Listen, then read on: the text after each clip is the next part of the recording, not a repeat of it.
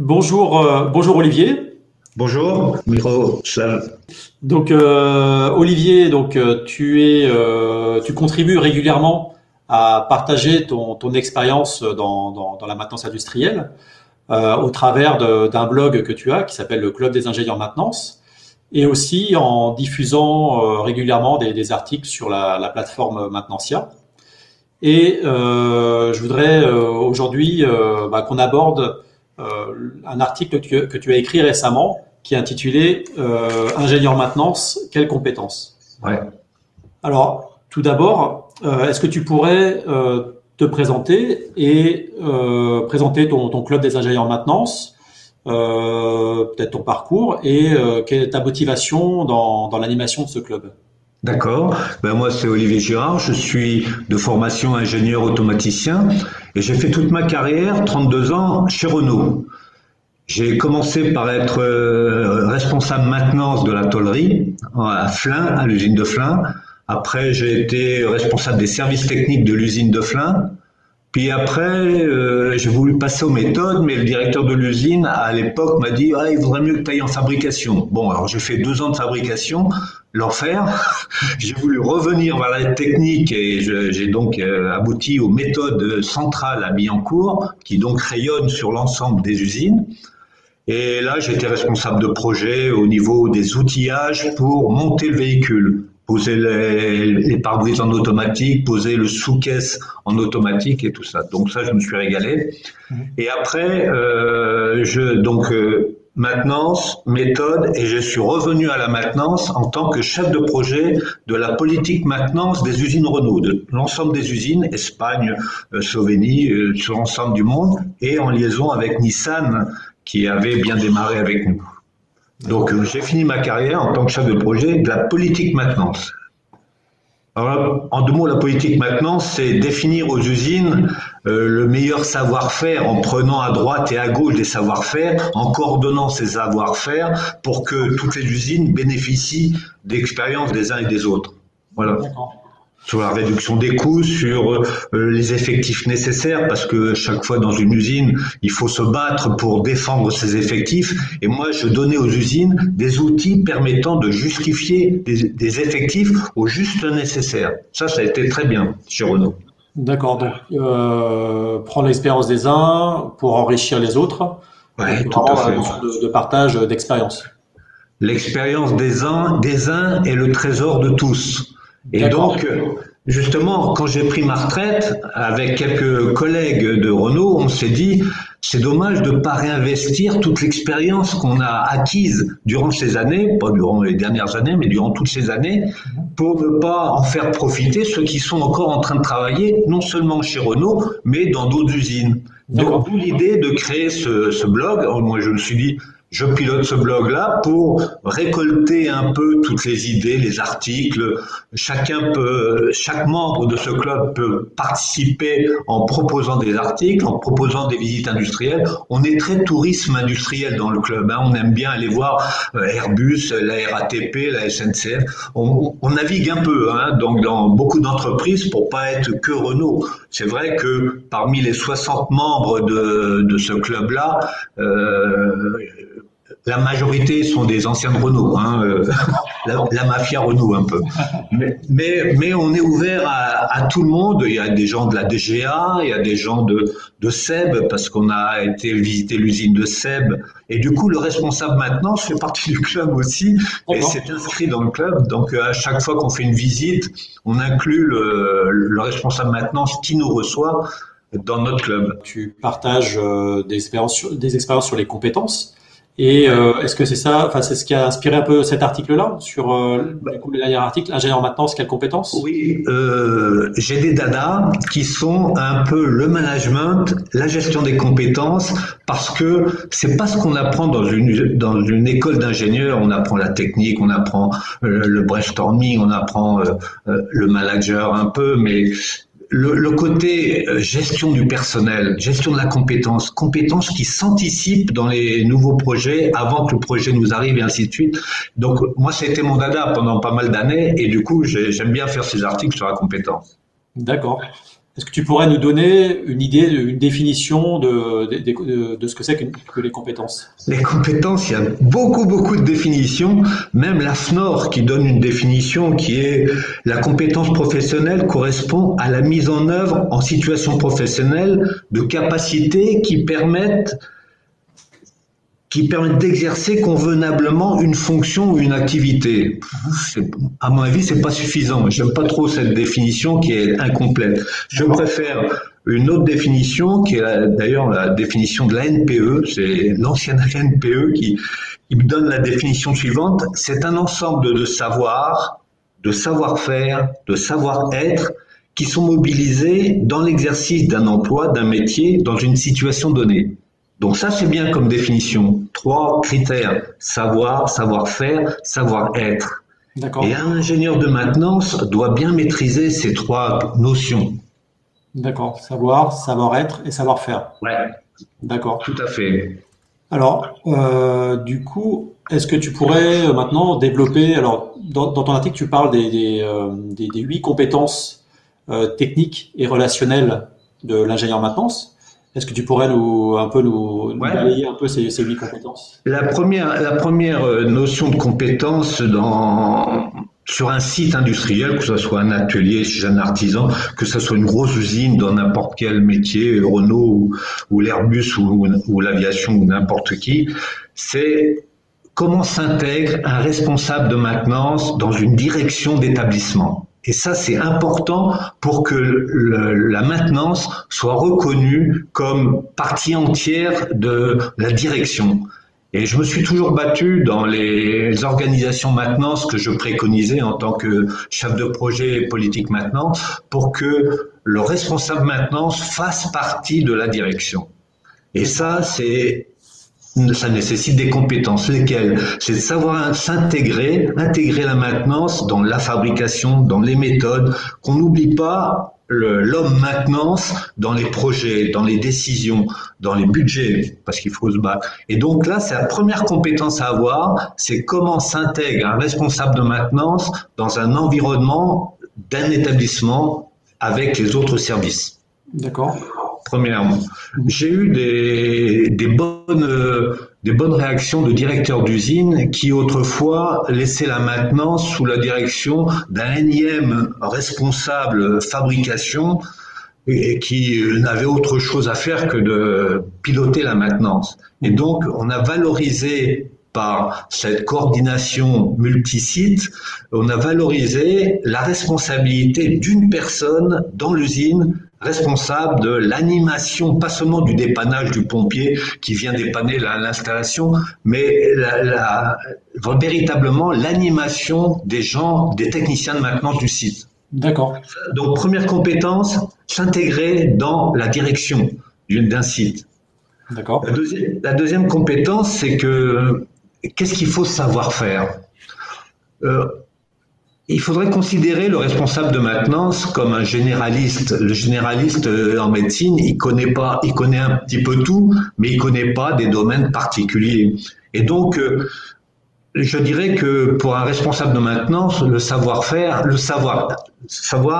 c'est d'abord d'être bien généraliste dans toute la technologie utilisée dans le site. On n'a pas besoin de tout savoir, mais il faut savoir où se trouve le savoir dont on a besoin. On n'a pas besoin de tout savoir, mais il faut savoir à quelle porte frapper quand on a besoin d'une compétence particulière. Dans une usine, j'avais un petit labo électronique qui était les super dépanneurs de niveau 3 et niveau expert à Flins. Donc moi, par rapport à eux, j'étais nul. Je savais pas tout ce qu'ils savaient, mais je savais les utiliser quand mes techniciens d'atelier butaient sur un savoir et n'arrivaient pas à dépanner. Donc c'était le deuxième niveau de dépannage que j'appelais, grâce à ces gars-là qui étaient vraiment des experts. Ça, c'était le savoir. Le savoir-être, après, on en revient à la gestion des compétences des hommes. Savoir-être, c'est avoir une aptitude managériale pour ne pas vivre avec, la compétence de ces gars qui vivotent. Les gens d'entretien, ce sont toujours les mêmes qui sont assoiffés de nouvelles connaissances sur les nouvelles technologies. Et puis la masse des autres techniciens, ils ronronnent dans leur coin avec ce qu'ils ont appris un petit peu sur le terrain, un petit peu dans leur processus de formation. Mais il faut manager tout ça, il faut entraîner tout ça, il faut anticiper. Quand il y a un nouveau projet qui arrive avec des nouvelles technologies, si on n'a pas anticipé quelle technologie on allait avoir l'année suivante, donc former notre parc, notre effectif de techniciens à ces nouvelles technologies qui nous arrivent, et Dieu sait si ça évolue rapidement d'une année sur l'autre, eh ben on est en retard. On arrive, c'est le fournisseur qui nous forme plus ou moins à l'arrivée des installations, et puis on pagaille après derrière on rame pour essayer de se former sur des installations qui sont arrivées. Non, il faut anticiper tout ça. D'accord. Et la gestion des compétences, c'est au fil de l'eau, c'est un travail quotidien. Donc là, il faut une compétence de manager sur cette gestion des compétences. D'accord. Bon, je ne parle pas de la compétence de gestionnaire, puisque les coûts de maintenance sont une charge quand même pour une entreprise, pour un site, pour un atelier. Et donc, un bon gestionnaire, un responsable de maintenance doit être un bon gestionnaire. Et pour être un bon gestionnaire, il faut avoir surtout de la main-d'œuvre, puisque le coût de main-d'œuvre fait partie en grande quantité de ces coûts de maintenance. Il faut savoir quel est l'effectif nécessaire pour remplir ma mission de responsable de maintenance du site, de l'atelier ou d'ailleurs. Et donc, pour ça, avec Renault, on a développé des outils permettant de définir des quotas communs à tout le monde, définissant pour, par exemple, en tôlerie, il faut tant de personnes pour faire 1000 points de soudure. Sur une voiture, il y a 3000 points de soudure. Hein. Et donc, on avait ramené ça à 10 000 points de soudure. Comme ça, toutes les usines avaient un quota d'un nombre d'effectifs de maintenance pour 10 000 points de soudure. En emboutissage, on avait des quotas pour tant de coups de presse. D'accord. En peinture ou en montage, c'était le nombre de véhicules qui passaient. Voilà. Rapidement, je dis gérer les compétences. Gérer les compétences d'une manière un peu formalisée, parce que si on mesure pas, on peut pas évoluer. Quels critères, quels arguments on a vis-à-vis d'un directeur d'usine? Moi, j'ai 125 mecs à la maintenance. Le directeur, il me dit, avec 100, tu dois pouvoir faire. Oui, mais combien de pompiers faut-il dans une caserne de pompiers dans le centre de Paris? C'est aussi des arguments. Moi, avec 125, je dois y aller. Pourquoi pas 130? Pourquoi pas 100? Donc, on a construit, tout au moins chez Renault, des outils donnant aux responsables de maintenance des billes et une manière de quantifier le nombre d'effectifs nécessaires à la mission à remplir pour avoir une fiabilité acceptable des ateliers. D'accord, intéressant. C'est un bon outil. Alors bon, après il faut, dans les compétences qu'on demande à un responsable de maintenance, il faut un petit peu quand même de savoir faire au niveau GMAO, au niveau tout ce qui est logiciel utilisé par les gars de maintenance. Ça nécessite, quand on discute avec eux, de savoir de quoi ils parlent. Donc il y a un minimum de connaissances à avoir dans tous ces logiciels informatiques, quoi. Hein. D'accord. Que ce soit GMAO, Maxer, DiagDef ou d'autres logiciels spécifiques à la maintenance. D'accord. Alors, arrivons maintenant à l'homme maintenance. Il faut que l'homme maintenance, il y a beaucoup de cas de figure où l'homme maintenance est un pompier. Il faut pas se leurrer, hein, on l'appelle en dépannage quand ça va pas. C'est le docteur qu'on appelle quand on est malade. Donc il y a tout ce sang-froid et cette réactivité à acquérir dans les compétences d'un responsable de maintenance pour qu'il soit capable de gérer et de résoudre des situations d'urgence et de prendre des bonnes décisions. Un exemple, tous les mois d'août, les usines ferment chez Renault. J'étais responsable un mois d'août de Flins et j'avais comme mission de faire la vidange d'un très très gros réducteur qui assurait le transfert de toutes les caisses en tôlerie. C'est un gros transfert, donc un immense réducteur qui faisait 3 mètres sur 2, quoi, le gros truc. Hein. Et je donne à ce boulot-là un technicien qui me dit, bon, Michel, tu vas purger et vidanger le réducteur. Ça allait pas très vite. Il a mis la moyenne pression du 4 bar sur le réducteur qui a explosé par surpression, par une connerie, quoi.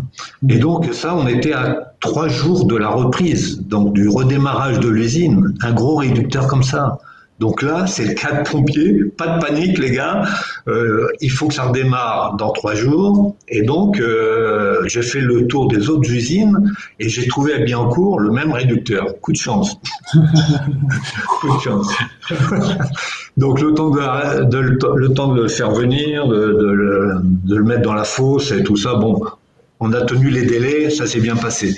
Mais ça, c'est l'exemple pompier, hein, les compétences qu'on demande à un responsable de maintenance, c'est pas perdre son sang-froid, mais c'est prendre les bonnes décisions et, je dirais, ne pas paniquer, ne pas prendre les décisions trop rapidement, mais bien les mesurer, contacter ses responsables pour dire on est d'accord, on fait ci, on fait ça d'abord. Donc, il y a manager le processus.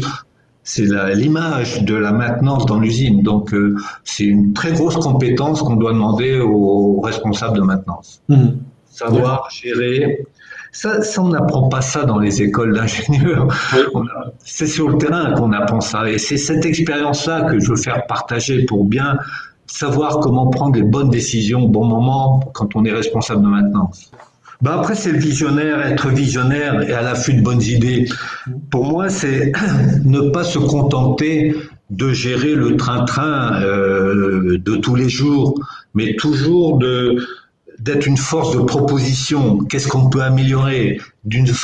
D'être force d'investissement. Si j'investis ça, qu'est-ce que je vais gagner? Et donc, ne pas accepter d'être le gardien de ce qui existe, mais d'anticiper et de proposer à la direction une amélioration, des plans de fiabilité, du nouveau matériel, une sous-traitance à la place de notre effectif parce qu'on n'a pas la compétence. Ça serait trop cher de gérer des compétences qu'on utilise pas forcément tous les jours. Donc il y a toute cette activité je dirais à l'affût des bonnes idées, améliorer les choses, l'amélioration, la fiabilité, c'est une chose. Anticiper la fiabilité, donc améliorer les installations, c'est autre chose. Et il faut pas oublier ces deux volets. D'accord. Mais ça demande un effort, parce que le plus facile, c'est de suivre le train-train, il n'y a pas de problème aujourd'hui, non, tout va bien. Non, il faut, quand ça va bien, il faut anticiper, dire qu'est-ce qu'on peut améliorer encore plus, quoi. Du coup, la maintenance, c'est vraiment une démarche volontaire pour pratiquer l'amélioration continue et voilà, essayer de trouver des moyens d'éviter des pannes ou Un autre exemple, Miroslav, c'est qu'est-ce qu'il faut sous-traiter, qu'est-ce qu'il faut pas sous-traiter.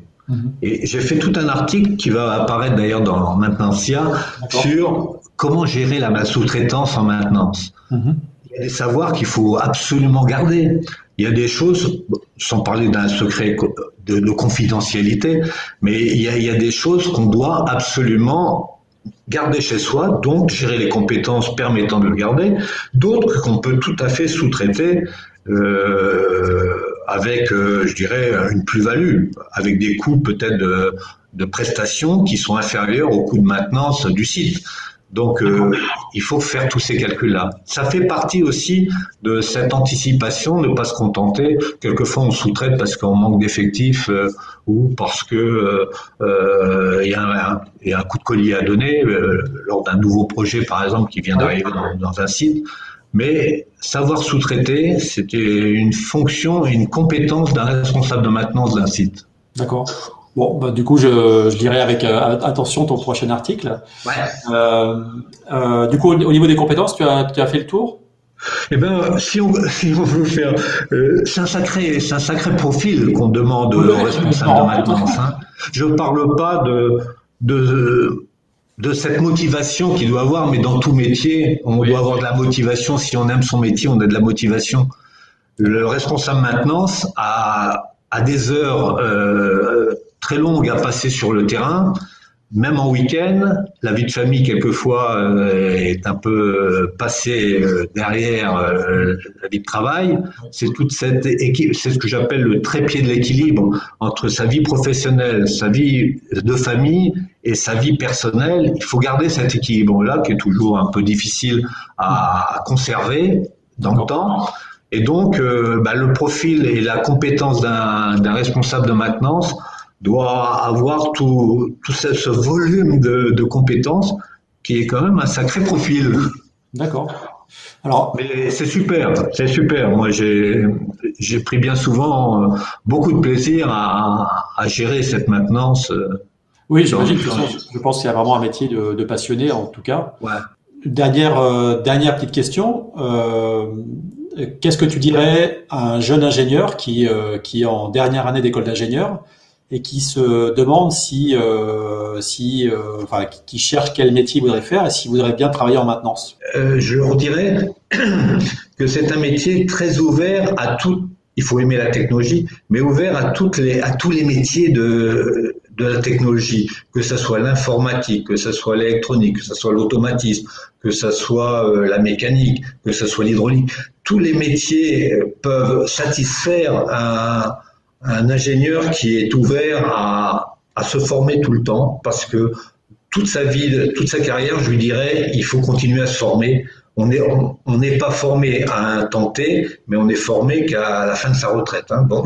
D'accord.